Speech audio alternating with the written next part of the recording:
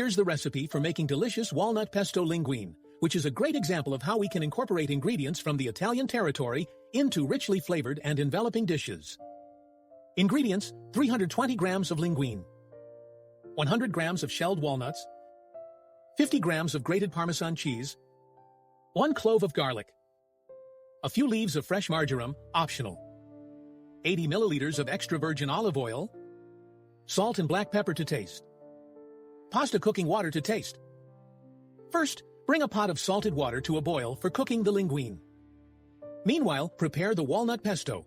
In a mixer, add the walnuts, garlic, parmesan, marjoram if using, a pinch of salt, and pepper. Blend everything while gradually adding the extra virgin olive oil until you obtain a smooth cream.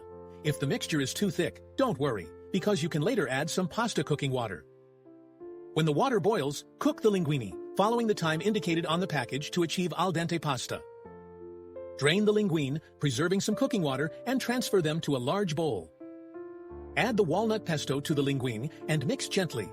If necessary, add some of the reserved cooking water to reach the desired consistency. Taste and adjust for salt and pepper if necessary.